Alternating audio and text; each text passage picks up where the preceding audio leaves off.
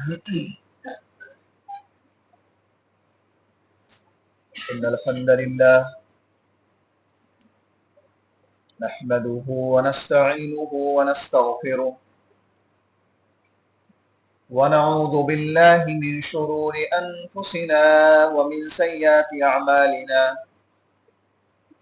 من يهده الله فلا مضل له ومن يضلله فلا هادي له وأشهد أن لا إله إلا الله وحده لا شريك له وأشهد أن محمدا عبده ورسوله يا أيها الذين آمنوا اتقوا الله حق تقاته ولا تموتن إلا وأنتم مسلمون يا أيها الناس اتقوا ربكم الذي خلقكم من نفس واحدة وخلق منها زوجها وبث منهما رجالا كثيرا ونساء واتقوا الله الذي تساءلون به والأرحام إن الله كان عليكم رقيبا يا أيها الذين آمنوا اتقوا الله وقولوا قولا سديدا يصلح لكم أعمالكم ويغفر لكم ذنوبكم ومن يطع الله ورسوله فقد فاز فوزا عظيما أما بعد فإن خير الحديث كتاب الله وخير الهدي هدي محمد صلى الله عليه وسلم وشر الأمور محدثاتها وكل محدثة بدعة وكل بدعة ضلالة وكل ضلالة في النار أعوذ بالله السميع العليم من الشيطان الرجيم من همزه ونفخه ونفثه بسم الله الرحمن الرحيم وما أصابكم من مصيبة فبما كسبت أيديكم ويعفو عن كثير حاضرین جمعہ، قابل احترام بزرگوں، ہم عمر نوجوانوں، پیارے بچوں، اولاً ہر قسم کی حمد و ثنا، مدح و ستائش، عظمت و بزرگی اس اللہ عز و جل کے لیے لائق و زیبا ہے جو ہم سب کا مالک ہے، خالق ہے، رازق ہے، پالنہار ہے، مربی ہے۔ بعدہ درود و کروڑ و سلام کا نذرانہ ہو اللہ کے تمام پیغمبروں پر، تمام نبیوں اور رسولوں پر، بالخصوص ہمارے آخری نبی جناب محمد رسول اللہ صلی اللہ علیہ وسلم کی ذات مقدسہ مطہرہ مجتبیٰ پر، اللہم صلی وسلم وبارک علیہ۔ پیارے بھائیوں، اگر ہم اپنے آپ پر غور کریں،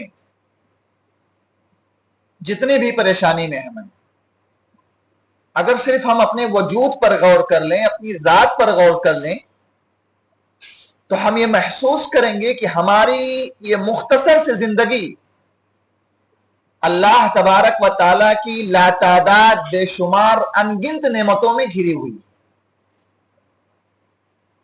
اور ہم یہ بھی محسوس کریں گے کہ ہماری یہ زندگی دن بدن وسائل سے آراستہ و پیراستہ ہو رہی ہے۔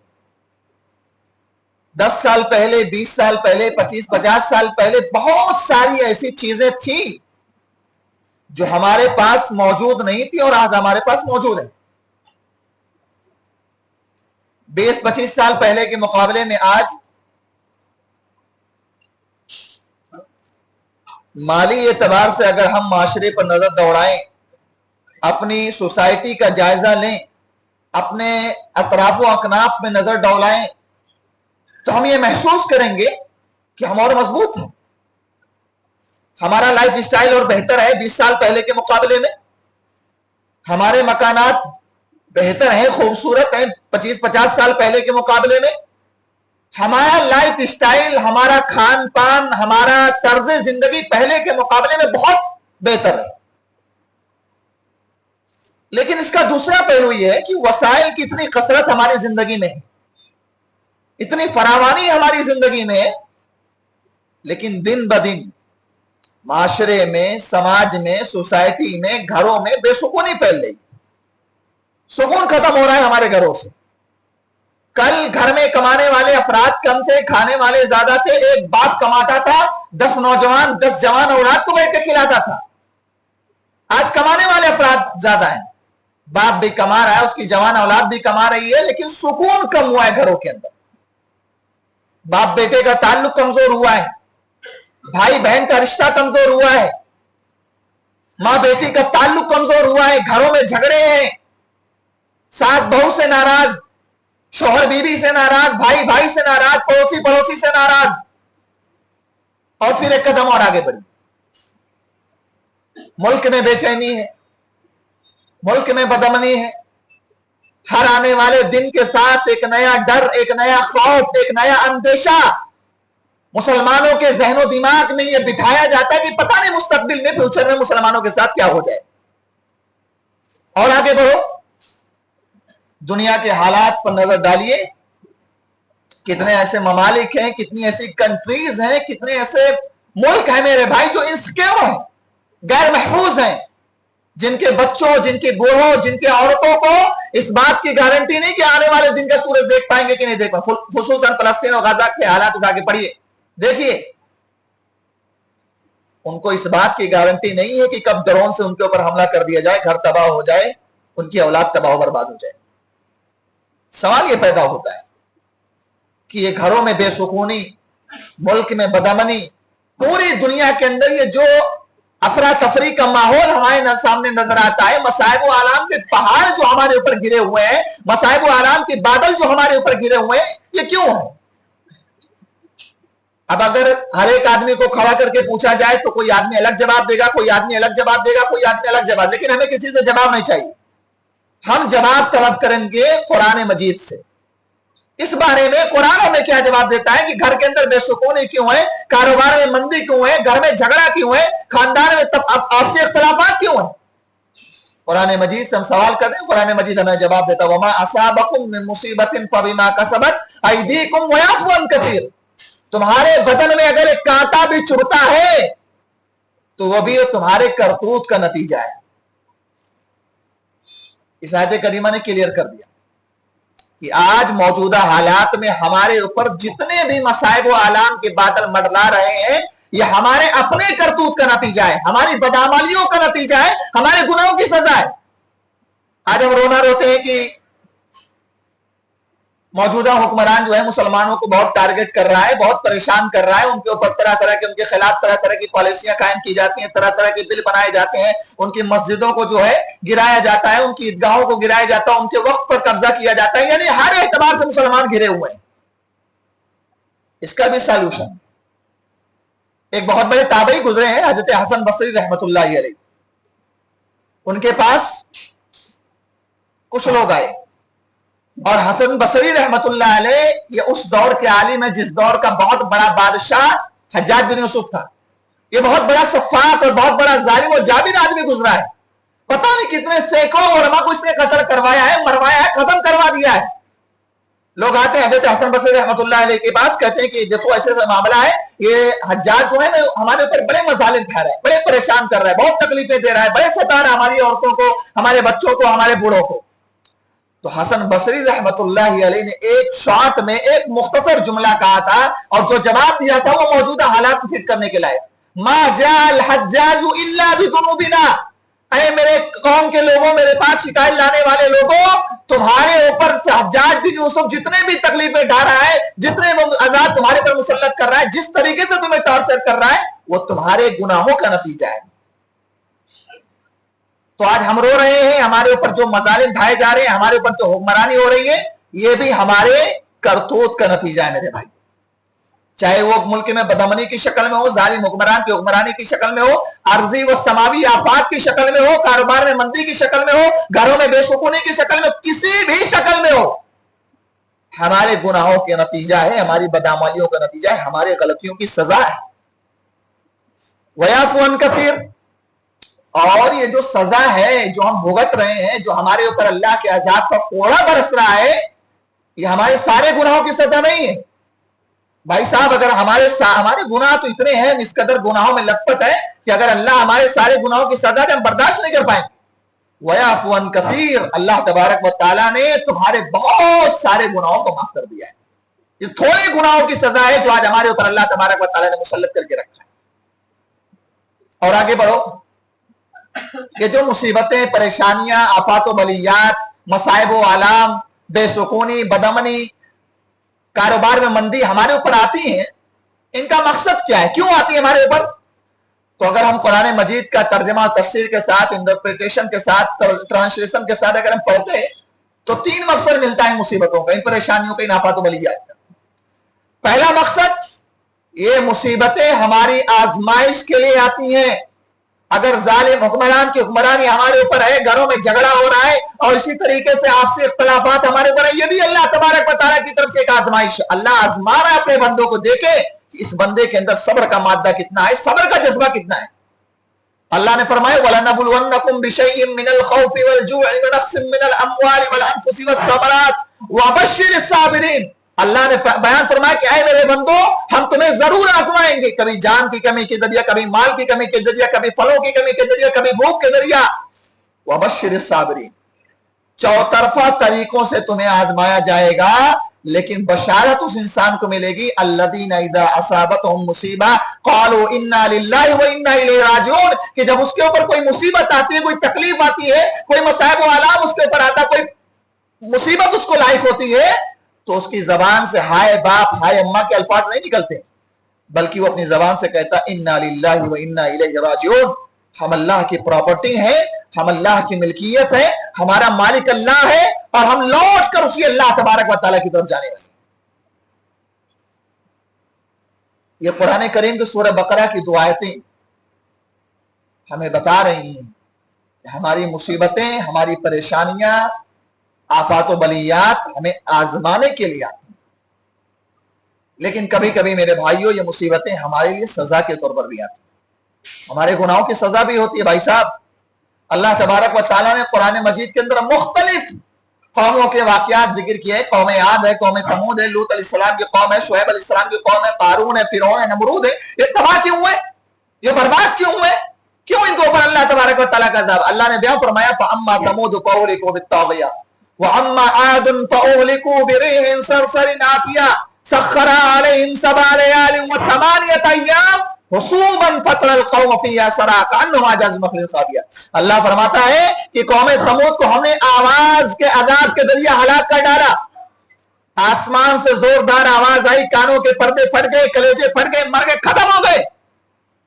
اور قوم عاد کے اوپر ہم نے ہواؤں کا عذاب بھیجا۔ اللہ اکبر، کیسی ہوا تھی، کیسی آندھی تھی۔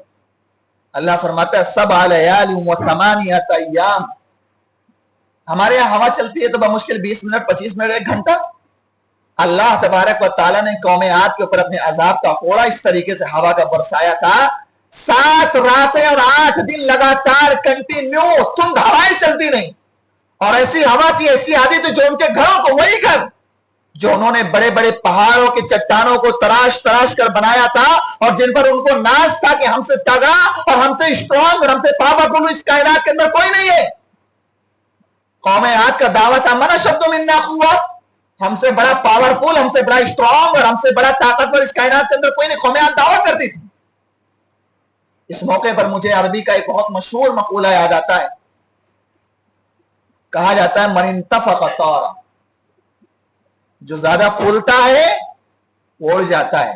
اس مقولے کو آپ سب اپنے اوپر فٹ کرو، اپنے اوپر فٹ کرو۔ اگر آپ کے اندر غرور و گھمنڈ ہے، علم کی بنیاد پر، شہرت کی بنیاد پر، دولت کی بنیاد پر، قبائلی عصبیت کی بنیاد پر، حسب و نسب کی بنیاد پر، اس کو اپنے ہاتھ پر فٹ کرو۔ من انتفخ طارا، جو زیادہ پھولتا ہے، جس کے اندر زیادہ تکبر و غرور و گھمنڈ ہوتا ہے، اللہ تبارک و تعالیٰ اس کو برباد کر دیتا ہے۔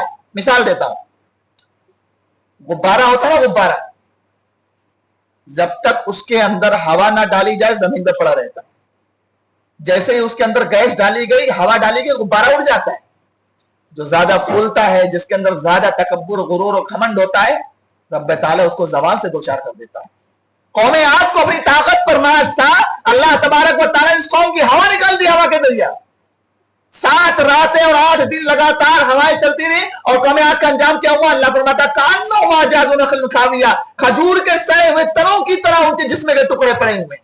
سر یہاں پڑا ہوا ہے، جسم کا حصہ وہاں پڑا ہوا ہے، ہاتھ وہاں پڑا ہوا ہے، پیر وہاں پڑا ہوا ہے. اللہ تبارک و تعالیٰ نے قوم عاد کو ایسے پڑک پڑک کے مارا تھا کہ ان کے جسم کے اعضاء بکھر گئے تھے. مثال کیسے دی گئی؟ جیسے موٹی لکڑی ہوتی ہے، اس کو پانی میں بھگو کر کے کسی تالاب میں ڈبو کر کے رکھو اور اس کو نکالو، اس کو دھوپ میں رکھو اور چند مہینوں کے بعد اس لکڑی کو زمین میں پٹکو گے تو کیا اس سے رہے گی؟ آدھا حصہ ادھر بھاگے گا، آدھا ادھر بھاگے گا، ادھر بھاگے گا. اللہ تبارک و تعالیٰ نے قوم عاد کی تشبیہ اسی لکڑی سے دی کہ اللہ نے قوم عاد کو ایسے پٹک کے مارا تھا کہ ان کے چیتھڑے بکھر گئے تھے. ان کے چتھڑے بکھر گئے تھے، آدھا حصہ ادھر بھاگ رہا، آدھا ادھر بھاگ رہا، سر وہاں پڑا ہوا، پیر یہاں پڑا ہوا ہے. یہ غرور و گھمنڈ کا نتیجہ ہے.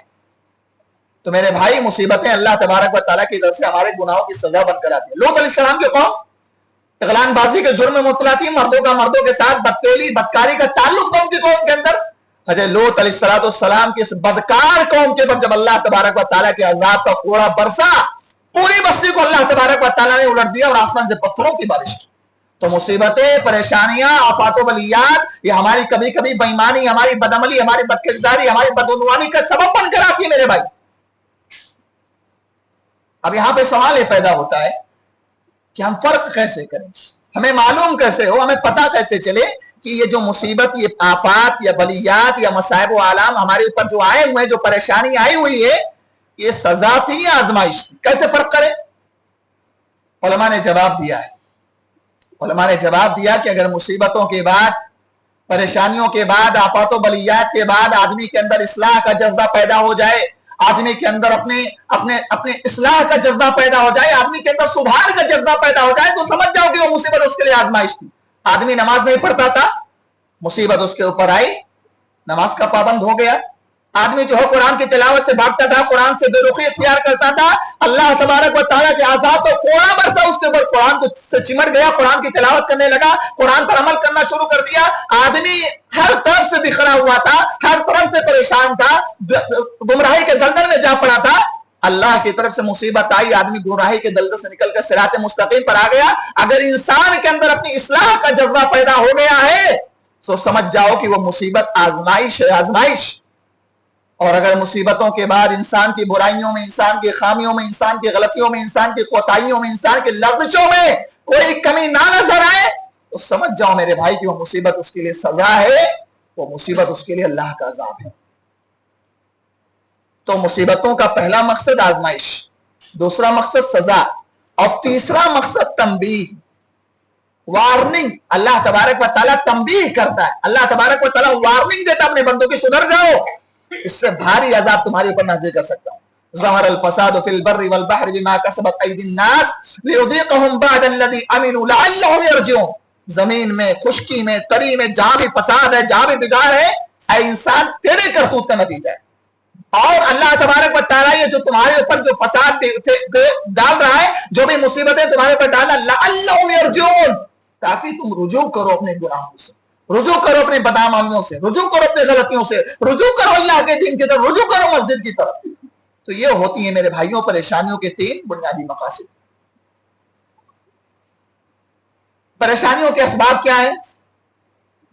یہ جو بے سکونی، بدامنی، بد کرداری جو ہمارے سماج کے اندر نظر آتی ہے، اس کے اسباب کیا ہیں؟ ریزنز کیا ہیں؟ کازز کیا ہیں؟ کیوں آتی ہیں مصیبتیں، پریشانیاں ہمارے اوپر؟ 5 چیزوں کا تذکرہ انشاءاللہ میں آپ کے سامنے کروں گا. نمبر 1، یہ مصیبتیں، یہ پریشانیاں یا آفات و بلیات ہمارے اوپر اس لیے بھی آتے ہیں کیونکہ ہم اللہ کے دین میں منمانی کر رہے ہیں. اللہ کے دین میں منمانی کر رہے ہیں. جمعہ کا دن آ گیا، مسجد میں آ گئے، جنت الفردوس کی تل لگا کر کے، نہا دھو کر کے، کرتا پیجامہ ٹوپی لگا کر کے.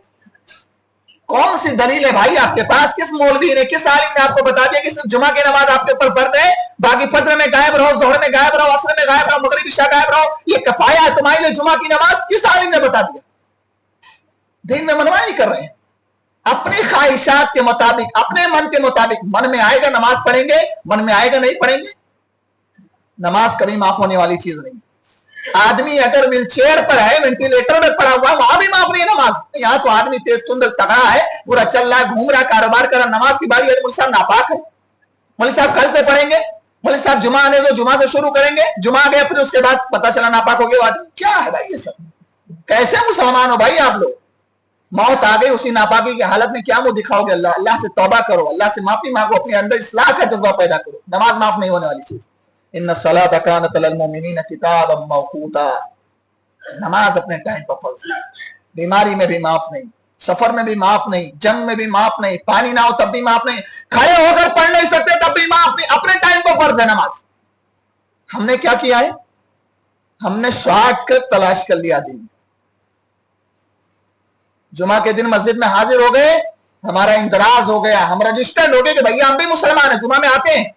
हमने दीन को अपने मनमाने तरीके से मिनिमाइज कर लिया है, दीन को अपने हिसाब से शॉर्ट लिस्टेड कर लिया है, दीन को अपने हिसाब से मुख्तसर कर लिया है। मेरे भाई ये यहूदियों का तरीका है, दीन के कुछ हिस्से को माने और कुछ हिस्से का इनकार करने, यहूदियों का तरीका। अफतुमिनून बिबादिल किताब व तकफुरून बिबाद फमा जज़ाउ मन यफ़अलु ज़ालिका मिनकुम इल्ला ख़िज़्युन फ़िल हयातिद दुनिया। ऐ यहूदियों, क्या तुमने अल्लाह की किताब में कुछ हिस्से को माना, कुछ हिस्से का इनकार कर दिया, मनमानी करके दीन पर अमल करते हो? याद रखो, अगर ऐसा करोगे अल्लाह दुनिया के अंदर भी तुमको जरूर रुस्वा करेगा। व यौमल क़ियामति युरद्दून इला अशद्दिल अज़ाब, और क़यामत के तुमको भयानक अज़ाब से दोचार होना। दिन में मनमानी कर रहे हैं। इबादत के बाद में जनाब अली तो कहीं कोताही नहीं है। कुछ हमारे भाई साहब लोग हैं, अल्हम्दुलिल्लाह तुम अल्हम्दुलिल्लाह, वो लोग काबिल शताइश है, हदिये तबरीक के लायक है, पहली सब में रहते हैं। इबादत के बाब में कोई कोताही नहीं है, लेकिन जहां मसला आता है मामलात का, मामलात बड़े गड़बड़ है। किसी का पैसा ले लिया है, उधार ले लिया है, वो बेचारा आदमी जो है, कर्ज खा जो आदमी है, उसके घर पे दस्तक दे रहा है, कर्जा देने के लिए तैयार नहीं। हमारे हालात है मेरे भाई, किसी का उधार खा लिया, 1 रुपया देने के लिए तैयार है, वहां भी परेशान है, मामलात हमारे गड़बड़ हो गए। शादी ब्याह के बाब में देख लो, अरे अच्छे खासे दाढ़ी वाले लोग, जिनके सजदे जो है, जिनके चेहरे जो है सजदे के निशान से मामूर है, उनके घरों के अंदर जो है दहेज की रस्म पूरी की जा रही है, हल्दी की रस्म हो रही है, उनके घर के अंदर बारात की रस्म अदा की जाती है, पता नहीं कौन कौन सी रस्म है, और कहते हैं हम अहले हदीस हैं। हम नाम के अहले हदीस है, काम के अहले हदीस नहीं मेरे भाई। अगर अहले हदीस बनते हो तो जिस तरीके से इबादत में अहले हदीस बनते हो आप, शादी ब्याह के बाप में भी, कारोबार के बाप में भी, शरा के बाप में भी, मामलात के बाप में भी खुद को अहले हदीस बनाओ। मनमानी मत करो दीन के अंदर। ये मनमानी नहीं तो क्या है? दिन में हम नमाज पढ़ते हैं अल्लाह तबारक व तआला के तरीके के मुताबिक, नबी सल्लल्लाहु अलैहि वसल्लम के तरीके के मुताबिक, और शादी ब्याह वो करेंगे जो हमारे यहाँ चलता चला आया है, हम शादी ब्याह वो करेंगे जो हमारे वहां का माहौल है। ये नहीं चलेगा मेरे भाई, ये मनमानी है दीन के अंदर। अगर हम मनमानी करेंगे अल्लाह हमें मुसीबतों से दोचार करेगा। नंबर 2, ये मुसीबतें, परेशानियां, आफात और बलियात हमारे ऊपर कभी कभी इसलिए आते हैं क्योंकि कुरान करीम को हमें छूने की मोहलत नहीं। कुरान करीम को पढ़ने के लिए हमारे पास टाइम नहीं है। हमारे घर में जो है कारोबार के लिए टाइम है, हमारे पास कारोबार के लिए टाइम है, बीवी बच्चों के लिए टाइम है, स्नैपचैट के लिए टाइम है, फेसबुक के लिए टाइम है, सोशल मीडिया के लिए टाइम है, व्हाट्सएप के लिए टाइम है, लेकिन अल्लाह की इस मुकद्दस किताब के लिए टाइम नहीं। बहुत अफसोस होता है मेरे भाइयों कि इंसान की जिंदगी के अंदर सब कुछ हो लेकिन कुरान ना हो तो उसकी जिंदगी अधूरी है उसकी जिंदगी। पहले घरों के अंदर से कुरान के आयात गूंजा करते थे। फजर की नमाज पढ़ने के बाद जब आदमी घर से निकलता था तो बाज घरों का ये मामूल था, घरों की खवातीन कुरान की तिलावत कर रही हैं, मर्द हजरात कुरान की तिलावत कर रहे हैं। अब ये तमाम तिलावत का सिस्टम बंद हो गया। अब नौजवान के हाथ में भी मोबाइल है, बाप के हाथ में भी मोबाइल है, जवान बेटी के हाथ में मोबाइल है, बेटी के हाथ में भी मोबाइल है, बीवी के हाथ में मोबाइल है। बेटा अलग मसरूफ है, बाप अलग मसरूफ है, बेटी अलग मसरूफ है, और नौजवान बेटा अलग मसरूफ है। पूरा घर जो है सिनेमा हॉल बन चुका है। कुरान की तिलावत के लिए हमारी जिंदगी के अंदर कोई टाइम नहीं है। और वाज़ेह कर देता हूं इस मिंबर रसूल से कि हमारी जिंदगी के अंदर नमाज हो, सदका हो, खैरात हो, कुरान की तिलावत हो, चैन सुकून से नहीं रह सकते हो आप। वमन आरज़ा अन ज़िक्री फ़इन्न लहू मईशतन ज़रक़ा। हमारे जिक्र से एराज करोगे, हमारी किताब से एराज करोगे, हमारी नसीहत से एराज करोगे, तुम्हारी जिंदगी दो बार कर देंगे, तुम जिंदगी में चैन सुकून के लिए तरस जाओगे।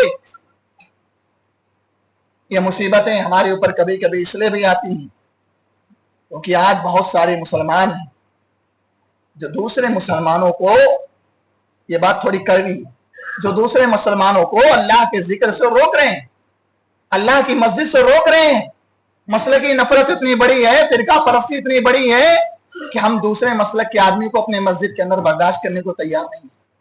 इसी हिंदुस्तान की सरजमीन पर मैंने ऐसी मस्जिदों का जायजा लिया है और खुद उस मस्जिदों को मैंने देखा है। बाकायदा एक इलाके के अंदर 2-4 मस्जिदें हैं और सामने वाले मस्जिद के लोगों ने अपने मस्जिद के दीवार पर, अपने मस्जिद के गेट पर ये लिखा करके ये बैनर चिपकाया हुआ है, ये खास मसलक की मस्जिद है, इसमें फला फला मसलक के लोग ना आए, बल्कि वहाबी अहले हदीस देवबंदी ना आए, वरना उनके साथ जम की कुटाई की जाएगी। ये फिरका परस्ती, आपसे इख्तिलाफात हम करके बैठे, उसके बाद हम सोचते हैं कि हमारे पर मुसीबतें ना आए, हमारे ऊपर परेशानियां ना आए, हमारे ऊपर जालिम हुक्मरान की हुक्मरानी ना हो, चलते हैं दबे पांव, कोई जाग ना जाए। गुलामी के असीरों की यही खास अदा है, जो कौम हक बात पर होती नहीं यकजा, उस कौम का हाकिम है, बस उसकी सजा है। लड़ रहे हो ना फिरका फिरका, तो अहले हदीस है, तो देवबंदी है, तो बरेलवी है, तो शिया है, तो शाफई है, तो मालिक है, हम इसीलिए लड़ रहे हैं। और अल्लाह तबारक व तआला जालिम हुक्मरान को हमारे को मुसल्लत कर रहा है, हमारे कारोबार में मंदी आ रही है, अर्ज़ समावी आफात हमारे ऊपर नाजिल हो रहे हैं, हर तरफ से हम परेशान हैं, इसीलिए क्या हमारे अंदर इत्तेहाद है। अरे असबियत की इंतहा तो यहाँ हो जाती है, तासुब की इंतहा तो ये हो जाती है कि अगर किसी इलाके में जुमा पढ़ाने के लिए चले जाओ, दरसो दुरूस के लिए चले जाओ, उस इलाके की मस्जिद की जामा मस्जिद अहले हदीस मस्जिद ना मालूम हो, और अगर फरीके मुखालिफ आदमी से पूछ लो जो दूसरे मसलक का है कि जनाब अली मुझे अहले हदीस मस्जिद के अंदर जाना है, तो उस इंसान के अंदर खबासत और असबियत इस तरीके से बैठी हुई कि आपको बताएगा नहीं, आपको बताएगा नहीं, गलत रूट बता देगा, घुमाएगा पूरे इलाके में, जब तक आप 2-4 किलोमीटर टहल नहीं लोगे पूरा, तब तक वो मस्जिद आपको मिलने वाली। ऐसी नस्बियत हमारे यहाँ पड़ी हुई। किसी आलिम से मुलाकात करने के लिए चले जाओ, किसी आलिम की इयादत करने के लिए चले जाओ, घर नहीं मालूम है, किसी दूसरे मसलक के आदमी से पूछ लो कि जनाब अली फला आलिम का घर बता दो, अहले हदीस आलिम है, नहीं बताएगा वो आदमी। इतनी नफरत भरी हुई। तो हम मसलक खेल रहे हैं, इसीलिए मुसीबतें हमारे ऊपर आई। बाकायदा मस्जिदों से रोका जाता है। और वाकयात तो आपको सोशल मीडिया पर आपने सुना होगा, पढ़ा होगा कि अगर एक तो बाद जगह से ऐसी खबर आई कि एक जगह एक अहले हदीस आलिम जो है मस्जिद के अंदर चला गया, बेचारा आमीन बोल दिया, उसको लोग मारना शुरू कर दिए। बाद जगहों के बारे में बनारस वगैरह में ये तो सुनने को मिला कि एक अहले हदीस बंदा जो है मस्जिद के अंदर दाखिल हो गया, मस्जिद को 7 बार धुलवाया गया था। वमन अज़लम मिम्मन ज़ुकिरा वमन अज़लम मिम्मन मना मसाजिद अल्लाह अन युज़करा फी अस्मुहु व साफ़ी खराबिहा।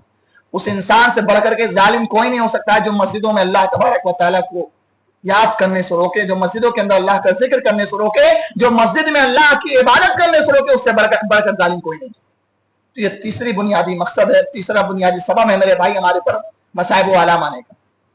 नंबर 4, मसाइब व आलाम आफत व बलियात हमारे ऊपर इसलिए भी आते हैं कि क्योंकि अल्लाह तबारक व तआला ने इस उम्मत को जो इम्तियाजी सिफत दी थी, इस उम्मत को जो मुमताज करार दिया था दीगर उम्मतों को, क्या है? वह है दावत अल्लाह का फरीजा, वह अम्र बिल मारूफ व नही अनिल मुनकर का फरीजा। इस फरीजे को हमने बालाए ताक रख दिया है, इस फरीजे को हमने पते पुष्ट डाल दिया है। इसी वजह से भी मुसीबतें हमारे ऊपर आ रही हैं, अल्लाह का अजाब हमारे ऊपर आ रहा है, इसी वजह से अल्लाह के अजाब का कोड़ा हमारे ऊपर बरस रहा है। हमारे यहाँ मसला क्या बन गया है? हम नमाज पढ़ रहे हैं तो हम सीधे रास्ते पे हैं, फला नमाज नहीं पढ़ रहा तो हम क्या करें? हम नमाज पढ़ रहे हैं, हम सदका व खैरात कर रहे हैं, हम कुरान की तिलावत कर रहे हैं, हमें हमारे पड़ोसी से कोई मतलब नहीं है, वो शराब पिए, जहन्नम में जाए, भाड़ में जाए और कुछ भी करे, हमें उससे कोई मतलब नहीं। गिरफ्तार आप भी होंगे अगर आपका पड़ोसी शराब नोशी कर रहा है, अगर आपका पड़ोसी ज़िना के अड्डों पे जा रहा है, अगर आपका पड़ोसी हराम कारोबार में लगा हुआ है और आपको मालूम है कि आपके पड़ोसी के अंदर ये बुराइयां मौजूद हैं और आप उसको दूर नहीं कर रहे हो, अल्लाह के अजाब का कोड़ा आप पर भी बरसेगा, आप भी परेशानियों से दो चार होंगे। एक वाकया मैं आपके सामने पेश करता हूं। कुरान मजीद के अंदर अल्लाह तबारक व तआला ने एक वाकया बयान किया है, बहुत मशहूर वाकया है, शॉर्ट में बयान करता हूं, आपने सुना होगा।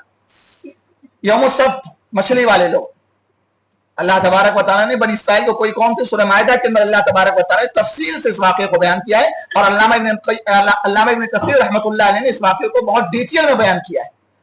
बनी इस्राइल जो कोई कौम थी, समंदर के किनारे लोग रहा करते थे, अल्लाह तबारक व तआला, और इनका जरिया माश मछली थी, मछली समंदर से निकालते थे, कारोबार करते थे, बेचते थे, घर चलाते थे।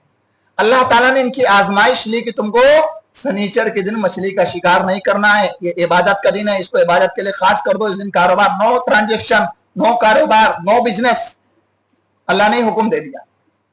अब इन लोगों ने देखा कि भाई अल्लाह ने जिस दिन मछली का कारोबार करने से मना किया है उस दिन तो मछली पूरे समंदर में बिखरी हुई नजर आती है, पानी की सतह पर नजर आती है, ऊपर ऊपर नजर आती है, और हफ्ते के 6 दिन मछलियां गायब, कहां चली जाती हैं। तो इन लोगों ने क्या किया, एक हीला बनाया, एक हीला तलाश किया। क्या हीला तलाश किया, समंदर से अटैच्ड एक गड्ढा खोदा और एक नाली बनाई। अब जब समंदर के अंदर मछलियां आती थी तो उन नालियों के रास्ते होते होते गड्ढों के अंदर आ जाती थी, और फिर उसके बाद उन गड्ढों का रास्ता ये लोग बंद कर देते और इतवार के दिन आराम से मछली का शिकार करते। ये उन लोगों ने हीला अपनाया, तरीका अपनाया। नतीजा क्या निकला, मसाइब व आलाम के बादल मंडराने लगे उनके ऊपर। और जब ये हरकतें हो रही थी कौम के अंदर, तो कौम के अंदर 3 तबका था। पहला तबका वो था जो ये गलत काम कर रहा था, दूसरा तबका वो था जो ये कह रहा था कि भैया ये करें करें, भाड़ में जाए, हमें इनसे कोई मतलब नहीं है, और तीसरा तबका वो था जो इनको मना कर रहा था कि भैया ये काम मत करो, गलत है, अल्लाह ने मना किया है, इबादत का टाइम है, इबादत करो इस दिन। तो मना करने वालों से खामोश रहने वालों जो कीप क्वाइट साइलेंट बने बैठे रहते थे, वो लोग मना करने वालों से पूछते थे, लिमा तईदूना कौमन अल्लाहु मुहलिकुहुम और मुअद्दिबुहुम अज़ाबन शदीदा।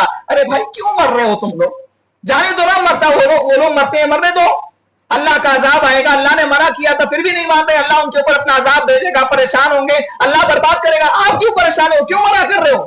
तो मना करने वाले जवाब देते थे, क़ालू मअज़िरतन इला रब्बिकुम वलअल्लहुम यत्तक़ून, हम इसलिए मना कर रहे हैं ताकि कल अल्लाह की बारगाह में ये एक्सक्यूज पेश कर सके, ये उज़्र पेश कर सकें कि अल्लाह हमारे सामने गलत काम हो रहा था, तेरे हुदूद की पामाली हो रही थी, तेरे हुक्म की नाफरमानी हो रही थी, हमने मना किया है, हमने अपना हक अदा किया, हम मना करके आए अल्लाह। वलअल्लहुम यत्तक़ून, और दूसरा मकसद ये है कि शायद बार बार समझाने से इनको हिदायत मिल जाए। अल्लाह फरमाता है फलम्मा नसू मा ज़ुक्किरू बिही, जब नाफरमानियां हद से ज्यादा हो गई, सर पानी जो है सर के ऊपर जाने लगा और हमारा अजाब आया, अल्लाह की तरफ से मुसीबतें आई, आफात बलियात आए, तो अल्लाह फरमाता अंजैनल्लज़ीना यनहूना अनिस्सू, अल्लाह ने सिर्फ उन्हीं लोगों को बचाया जो बुराई से रोका करते थे, बाकी सारे लोगों को अल्लाह ने बंदर बना दिया।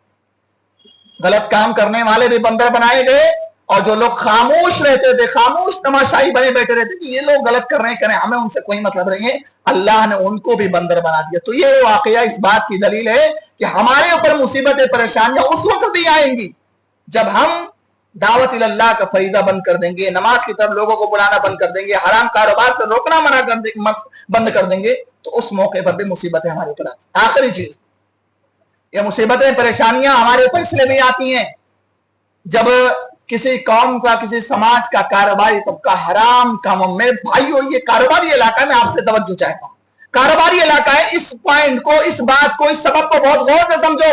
जब किसी कौम का, समाज का, माशरे का कारोबारी तबका हराम कामों में मसरूफ हो जाए, उस कारोबार के अंदर चोरी चमारी आ जाए, बेईमानी आ जाए, तो उस मौके पर भी अल्लाह तबारक व तआला की तरफ से मुसीबतें आती हैं।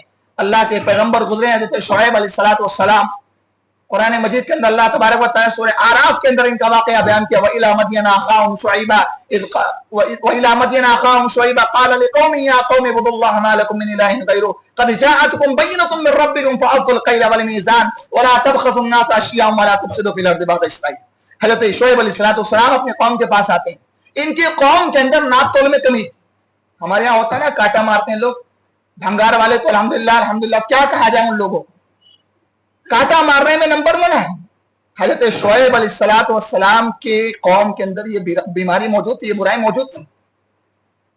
कहा, ऐ मेरी कौम के लोगों, मैं अल्लाह का पैगंबर हूं, नबी हूं, अल्लाह की इबादत करो, अल्लाह के साथ किसी को शरीक मत करो, और नाप तोल में कमी मत करो, सामान लोगों को तो पूरा पूरा दो, किसी का हक मत मारो, किसी का हक मत मारो, चोरी मत करो, बेईमानी मत करो, डंडी मत मारो।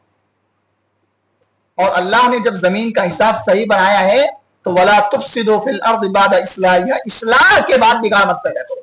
ये हज़रत शुएब अलैहिस्सलाम ने अपनी कौम को तबलीग की।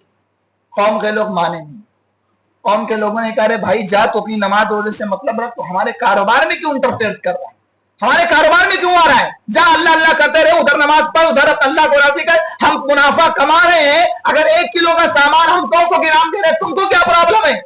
जैसे आज हमारे बहुत सारे मालदार भाइयों का जवाब होता है, जब उनको समझाओ कि भाई साहब आपका ये कारोबार हराम है, ये डिपॉजिट जो आप घर पे लेते हो ये हराम है, ये फला चीज जो आप कर रहे हो हराम है, तो कहते हैं मौलवी साहब ये सब बातें जो है मस्जिद तक अच्छी लगती हैं, ये जो आप समझा रहे हो ये मिंबरों मेहराब तक अच्छे लगते हैं, कारोबार में इंटरफेयर मत करो, कारोबार में मत आओ, ہم کیا کر رہے ہیں, کیا کھا رہے ہیں, کیا کھا رہے ہیں, آپ کو اس سے کوئی پرابلم نہیں ہونی چاہیے. شعیب علیہ السلام کی قوم نے یہی جواب دیا, کہا ہے بھائی ہم کما رہے, تم کو کوئی پرابلم نہیں ہونی چاہیے. پرابلم ہے, اللہ کا عذاب آ گیا. 3 ٹائپ کا عذاب ہے, یہی چیز بیان کر کے اپنی بات ختم کر دیتا ہوں. حضرت شعیب علیہ السلام کی قوم واحد ایک ایسی قوم گزری ہے کہ اللہ نے اس قوم کے اوپر 3 طریقے کے عذاب کو بھیجا. پہلا عذاب, بہت گرمی لگ رہی تھی ان لوگوں کو, آسمان میں ایک جگہ بدلی نظر آئی تو ان لوگوں نے سمجھا کہ شاید بارش ہونے والی ہے, اور سارے کے سارے لوگ اس بدلی کے نیچے بھاگ گئے. بدلی کیا تھی؟ اس بدلی کے اندر آگ کے انگارے بھرے ہوئے تھے, آگ کے شرارے بھرے ہوئے تھے. جیسے اس بدلی کے نیچے گئے, اللہ تبارک و تعالیٰ نے آگ کا شرارہ, وہ بدلی کا ٹکڑا ان کے اوپر گرا دیا, برباد ہو گئے. تو پہلا عذاب بدلی کا آیا. دوسرا عذاب فاخذتهم الرجفة بالارض, زمین کے اندر زلزلہ آیا. اور تیسرا عذاب ایک زوردار ایک چنگھار آئی, ایک آواز آئی, اور ایسی آواز آئی کہ پوری مدین کی بستی کو اللہ تبارک و تعالیٰ کو برباد کر دیا. اور اللہ نے فرمایا کہ الذین کذبوا شعیبا کأن لم یغنوا فیہا الذین کذبوا شعیبا کانوا هم الخاسرین. شعیب کو جھٹلانے والوں, شعیب کی تکذیب کرنے والوں, شعیب کو برا بھلا کہنے والوں کہاں چلے گئے؟ تمہاری پراپرٹی, تمہارے مکانات, تمہارے محلات, تمہارے کاروبار کہاں گئے؟ کأن لم یغنوا فیہا, اللہ تبارک و تعالیٰ نے اس بستی کو ایسے تباہ برباد کر دیا کہ لگ ہی نہیں رہا تھا کہ یہاں کوئی رہنے والا ہے. اور آگے اللہ نے بیان فرمایا الذین کذبوا شعیبا کانوا هم الخاسرین, جن لوگوں نے شعیب کو جھٹلایا تھا وہی لوگ خسارہ اٹھانے والوں میں سے, وہی لوگ گھاٹا اٹھانے والوں میں سے. وہ لوگ سمجھ رہے تھے کہ ہم پروفٹ میں ہیں, 100 کلو کا 1 کلو کا سامان 900 گرام میں دے رہے, 100 گرام ہمارا پروفٹ ہے. اللہ نے فرمایا کانوا هم الخاسرین, تم سے بڑا خسارہ اٹھانے والا کوئی نہیں ہے. تو میرے بھائیوں, یہ پریشانیوں اور مصیبتوں, آفات و بلیات کے 5 بنیادی مقاصد ہیں. علاج کیا ہے؟ علاج ایک لمبا ٹاپک ہے, انشاءاللہ اگر دوبارہ کبھی موقع ملا تو انشاءاللہ اسی منبر رسول سے, اسی مسجد میں آپ کے سامنے ان پریشانیوں کا, ان مصیبتوں کا, ان آفات و بلیات کا علاج کیا ہے, ہم آپ کے سامنے اسی منبر رسول سے بیان کریں گے. اللہ تبارک و تعالیٰ سے دعا رب تعالیٰ تو ہمیں ان تمام باتوں پر عمل کرنے کی توفیق عطا فرمائے. الہ العالمین, ان تمام چیزوں جو ابھی تک ہم نے آپ کے سامنے بیان کی ہے, رب تعالیٰ ان چیزوں کا تعلق اگر برائیوں سے ہے, رب تعالیٰ ان برائیوں سے ہمیں اپنے دامن کو بچانے کی توفیق عطا فرمائے. الہ العالمین, تو ہمیں ان کاموں کو کرنے کی توفیق دے جس سے رب تعالیٰ تو خوش ہوتا ہے, اور ان کاموں سے بچنے کی توفیق دے جن سے رب تعالیٰ تو ناراض ہوتا ہے. الہ العالمین, ہمارے نوجوانوں کی اصلاح فرما دے. الہ العالمین, اگر ہمارے نوجوانوں کو اگر کسی قسم کی لت ہے, شراب کی لت ہے, گٹکے کی لت ہے, نشے کی لت ہے, اسی طریقے سے کسی بھی منشیات سے اگر وہ دو چار ہیں, اللہ تعالیٰ ان کی اس لت کو دور فرما دے. الہ العالمین, ہمارے بزرگوں کو صحت و عافیت کے ساتھ رکھے, نوجوان نسل کو مسجد سے اپنا تعلق مضبوط کرنے کی توفیق عطا فرمائے, ہر نسل ہر جنریشن کو دین سے اپنا تعلق مضبوط کرنے کی توفیق عطا فرمائے. الہ العالمین, جب تک اس کائنات کے اندر رکھے, ایمان بالخیر پر رکھے, اور خاتمہ بھی ایمان بالخیر پر. آمین. وآخر دعوانا الحمد للہ رب العالمین.